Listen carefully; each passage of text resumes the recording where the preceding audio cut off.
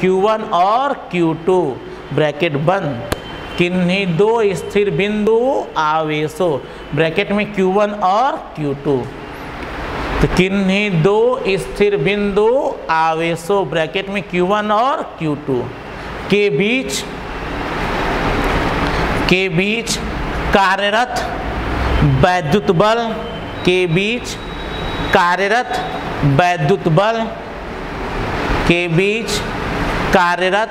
वैद्युत बल के आगे क्या लिखोगे? F, क्या लिखोगे? F लिखो, के बीच कार्यरत वैद्युत बल ब्रैकेट में क्या बाबू? F। समझे कैसे लिखना? सुनो, जो नाम लिखे अगर उस भौतिक राशि को दिखा सकते हो तो हम दिखाएंगे। फिर से, किन्हीं दो स्थिर बिंदु आवेशों ब्रैकेट में Q1 और Q2 के बीच कार्यरत वैद्युत बल ब्रैकेट में F, ब्रैकेट में F। F का काम हो गया, क्या दोगे? कामा। अब चलिए, दोनों आवेशों के परिमाणों के गुणनफल के, दोनों आवेशों के परिमाणों, दोनों आवेशों के परिमाणों, दोनों आवेशों के परिमाणों के गुणनफल, दोनों आवेशों के परिमाणों के गुणनफल के वर्ग के अनुक्रमानुपाती, दोनों आवेशों के गुणनफल के अनुक्रमानुपाती। अब सुनो ध्यान से, फिर से आवेश आ गया ना, ध्यान से सुनिएगा, परिभाषा सुन लो, पहले लिखवा रहे परिभाषा। रो पहले सुनते हैं, पहले जो सिखा रहे हैं वह एक परिभाषा सिखाएंगे, ऐसे ही पूरा फिर में परिभाषा लिखेंगे। मैं जो सिखा रहा हूं पहले वो ध्यान दो। मैंने कहा किन्हीं दो स्थिर बिंदु आवेशों, तो आवेशों के आगे क्या लिखते? Q1 और Q2 के बीच कार्यरत वैद्युत बल ब्रैकेट में F। फिर से आया, दोनों आवेशों आ गया फिर से, तो फिर क्या लिखोगे? क्या Q1 और Q2? नहीं बाबू, केवल और केवल एक बार दिखाया जाता है, केवल और केवल एक बार लिखा जाता है, बार बार हम नहीं लिखेंगे। क्लियर? तो फिर से आ गया दोनों आवेशों, तो फिर लिखोगे Q1 और Q2? नहीं, क्यों? क्योंकि हम पहले क्या कर चुके हैं? लिख चुके हैं। मुझे आज बस गुलाम के नियम में यह सिखाना है कि डिफिनीशन हमें कैसे लिखना है। क्लियर? फिर से, किन्हीं दो स्थिर बिंदु आवेशों के, किन्हीं दो स्थिर बिंदु आवेशों पहली बार आया है, तो मतलब क्या लिखो सर? Q1 और Q2 के बीच कार्यरत वैद्युत बल पहली बार आया है F, कामा दोनों आवेशों दूसरी बार आ गया, मतलब अब Q1 और Q2 फिर नहीं लिखना है। तो अब लिखो कामा के बाद, किन्हीं दो स्थिर बिंदु आवेशों के बीच कार्यरत, किन्हीं दो स्थिर वैद्युत आवेशों ब्रैकेट में Q1 और Q2 के बीच कार्यरत वैद्युत बल ब्रैकेट में F, कामा हो गया। अब लिखिए, दोनों आवेशों के परिमाणों के गुणनफल के अनुक्रमानुपाती, दोनों आवेशों के गुणनफल के अनुक्रमानुपाती, दोनों आवेशों के गुणनफल के अनुक्रमानुपाती तथा उनके बीच की दूरी, तथा उनके बीच की दूरी।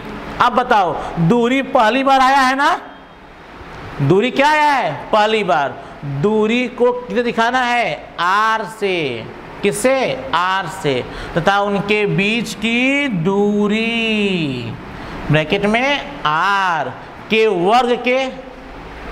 वर्ग के व्युत्क्रमानुपाती होता है,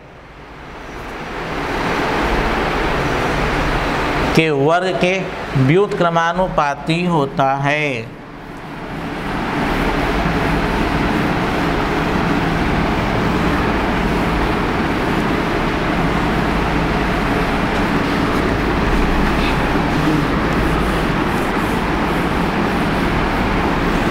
चलिए देखिए, अब फिर से परिभाषा लिख लीजिए पूरा।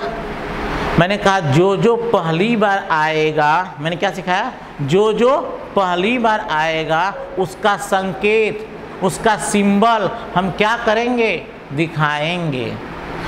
दो फिर से, किन्हीं दो स्थिर बिंदु आवेशों, आवेश क्या आया है, पहली बार, तो ब्रैकेट में Q1 और Q2 के बीच कार्यरत वैद्युत बल, बल पहली बार आया तो ब्रैकेट में F, दोनों आवेशों, तो फिर से लिखोगे Q1 Q2, आवेशों के आगे Q1 और Q2 फिर लिखेंगे, तो बोलोगे नहीं सर क्यों, ये पहले क्या कर चुके हैं, लिख चुके हैं। तो दोनों आवेशों के परिमाणों के गुणनफल के अनुक्रमानुपाती तथा उनके बीच की दूरी, दूरी पहली बार आया है ना, तो आगे क्या लिखो सर, R के वर्ग के व्युत्क्रमानुपाती होता है।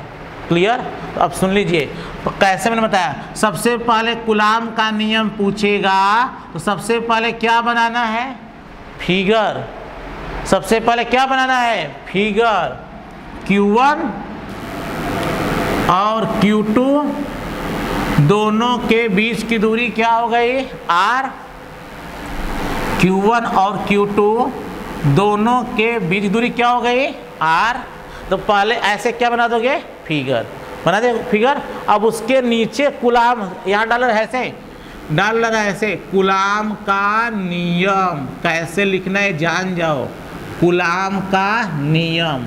उसके बाद पहले क्या बनाओगे, फिगर। फिगर बनाने के बाद जो लिखवाए हैं क्या, किन्हीं दो स्थिर बिंदु आवेशों ब्रैकेट में Q1 और Q2 के बीच कार्यरत वैद्युत बल ब्रैकेट में F, कामा दोनों आवेशों के परिमाणों के गुणनफल के अनुक्रमानुपाती होता है तथा उनके बीच की दूरी ब्रैकेट में R के वर्ग के व्युत्क्रमानुपाती होता है। लिख दिए, एक बार मिला लो फिर से, क्या लिखे हो, किन्हीं दो स्थिर बिंदु आवेशों ब्रैकेट में Q1 और Q2 के बीच कार्यरत वैद्युत बल ब्रैकेट में F, कामा दोनों आवेशों के परिमाणों के गुणनफल के अनुक्रमानुपाती तथा उनके बीच की दूरी ब्रैकेट में R के वर्ग के व्युत्क्रमानुपाती होता है। अच्छे से लिख लिए। अब नीचे लिखो दिशा, नीचे लिखो दिशा, दिशा लिख लो मेरे हीरो। ये बल कैसी राशि है, सदिश राशि है। बल कैसी राशि है, सदिश राशि है। तो सदिश राशि है, इसका मतलब परिमाण भी होगा और दिशा भी होगा। तो अभी तक किसकी बात कर लिए थे, परिमाण की, अब किसकी बात करेंगे, दिशा की। तो लिखो दिशा, डालो हेडिंग दिशा। फिर लिखो बाबू दिशा के बारे में, इसकी दिशा लिखो सर, वैद्युत बल की दिशा, वैद्युत बल की दिशा, वैद्युत बल की दिशा दोनों बिंदु आवेशों को, वैद्युत बल की दिशा दोनों कैसे आवेश, बिंदु आवेश, वैद्युत बल की दिशा दोनों बिंदु आवेशों को मिलाने वाली रेखा के अनुदिश होता है।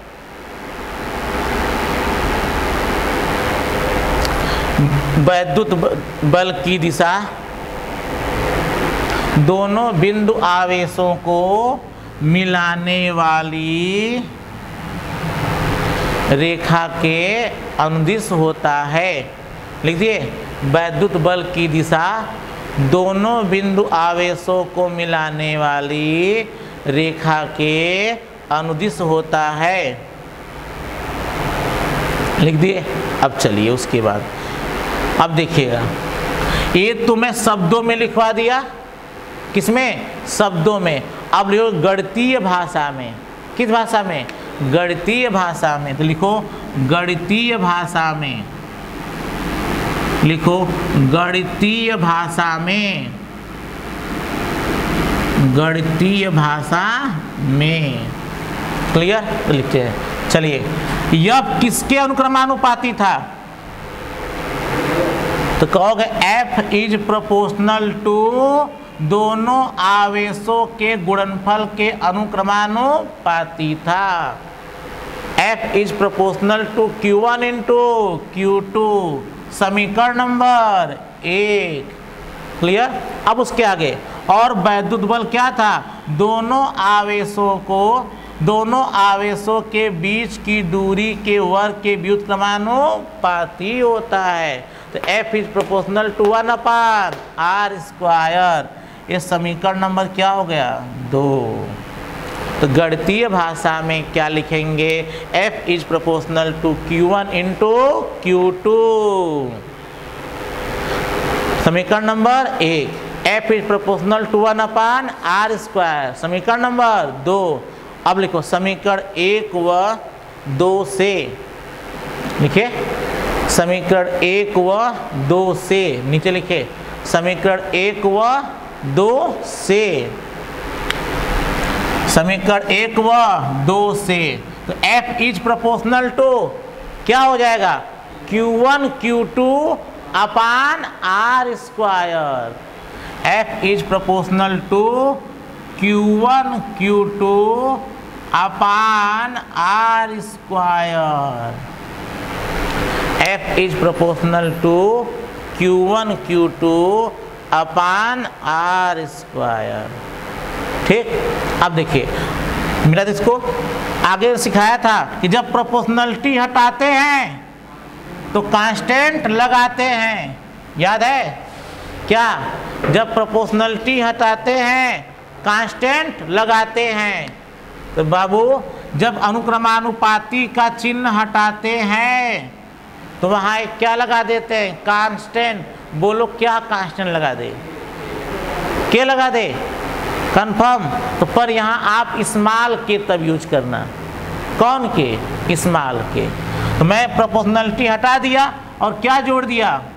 कांस्टेंट के से क्या कर दिया? गुणा। और कौन सा के है? स्मॉल के। तो के Q1 Q2 अपान r²। लिख दीजिए F बराबर K into Q1 Q2 upon r²। Clear? आगे चलिए, देखिए आगे लिखिए, लिखिए नीचे, जहाँ K एक नियतांक है, जहाँ K एक नियतांक है, जहाँ K एक नियतांक है, जहाँ K एक नियतांक है। क्लियर? अब कैसा के लिखना है? स्मॉल के, जहाँ K क्या है? नियतांक है। और K का मान कितना होता पता है? 1/4 पाई एप्सिलॉन। ये जो आप देखते ध्यान से, ऐसे C बनाते हैं, C बना करके बीच में एक लाइन खींच दो, इसको कहते हैं पढ़ने में एप्सिलॉन। इसे क्या पढ़ते हैं? एप्सिलॉन। इसे क्या पढ़ते हैं मेरे हीरो? एप्सिलॉन। तो F बराबर K into Q1 Q2 upon r², जहाँ K एक नियतांक है। अतः K का मान कितना होता है? 1/4 पाई एप्सिलॉन। क्लियर? अब कोई पूछेगा सर एप्सिलॉन क्या है? सर एप्सिलॉन क्या है? तो सुनो, Q1 Q2 के बीच, Q1 Q2 के बीच, जैसे हम बैठे हैं और आप लोग बैठे हैं। क्लियर?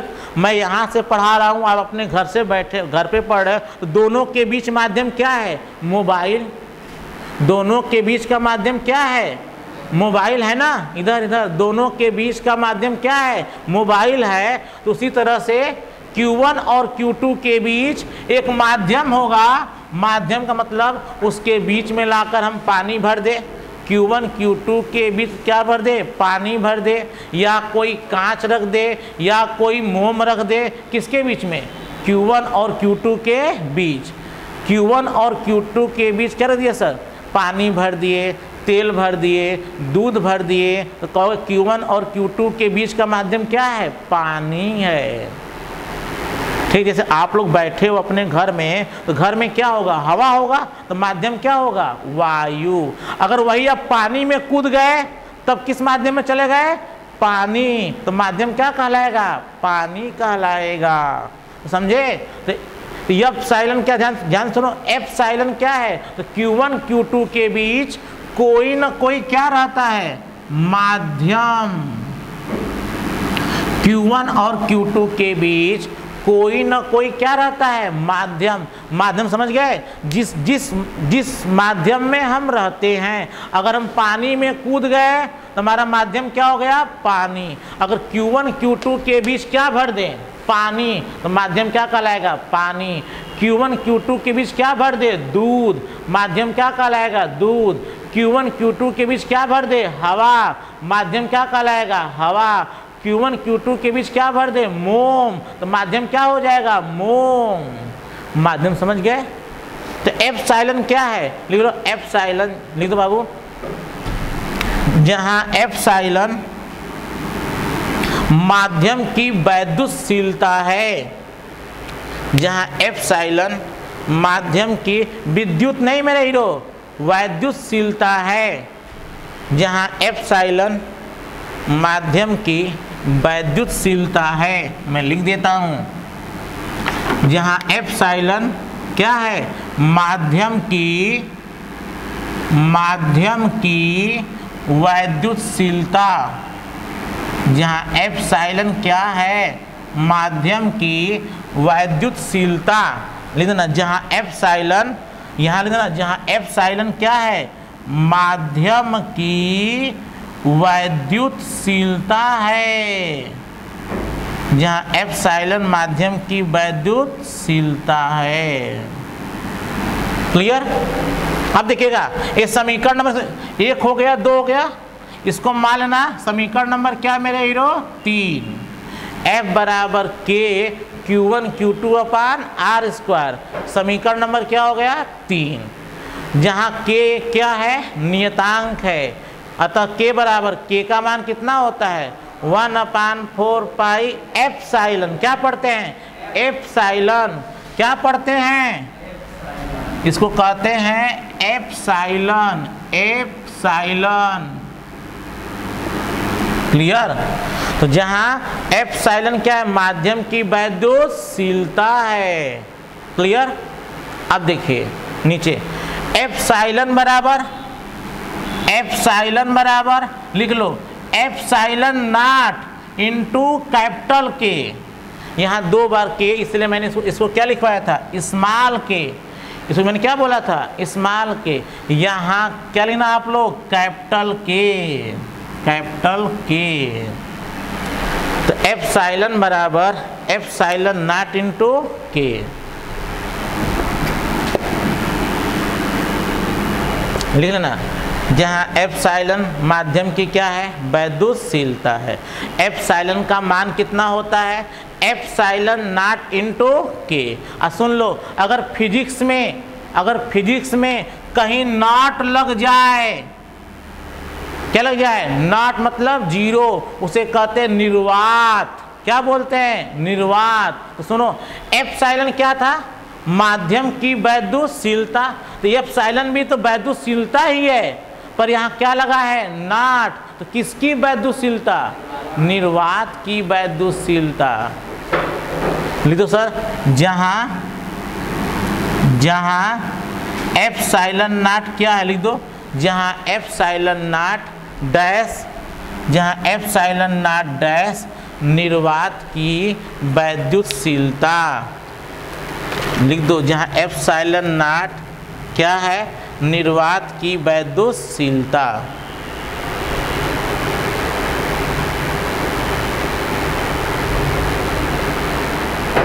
क्लियर?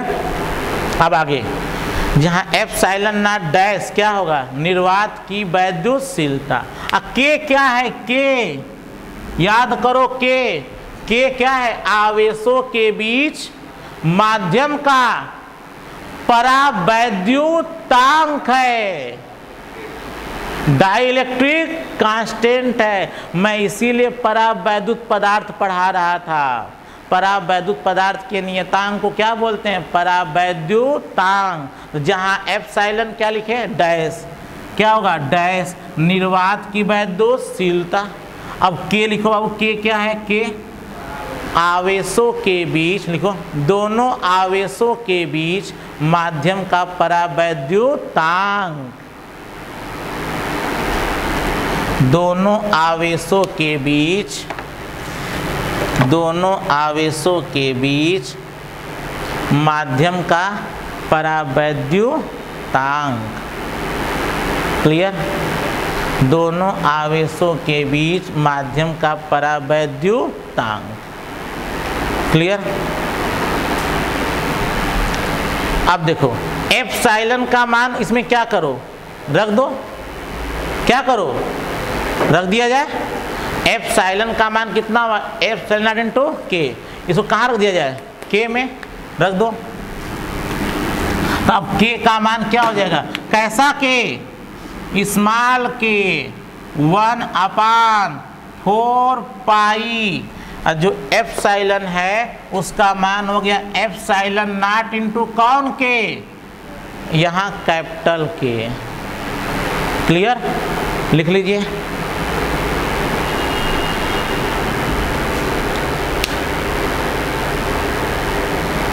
ठीक। अब नीचे अब लिखिए स्मॉल के का मान। तो ऐसे मत कर देना कि स्मॉल के का मान, मेरे बच्चे लिख देंगे स्मॉल के का मान। स्मॉल के मतलब छोटा के। स्मॉल मत लिखना, बस छोटा के बनाना। स्मॉल के का मान समीकरण 3 में रखने पर, स्मॉल के का मान समीकरण 3 में रखने पर